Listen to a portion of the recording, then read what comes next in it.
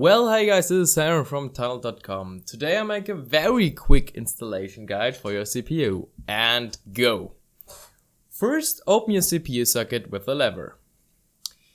After that, you place your CPU carefully into the socket. The little notches in the corners could be helpful for orientation. As next step, you close your socket and secure it with the lever. Now the black cover must pop out and you can remove it.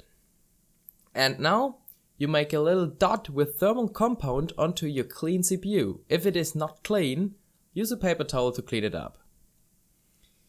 After that, take your CPU cooler, in my case the stock cooler from Intel,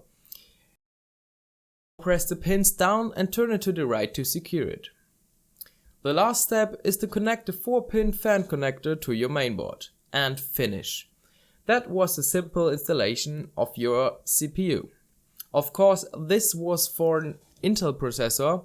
For AMD, it is a little bit different. Write a comment if you want a dedicated AMD video.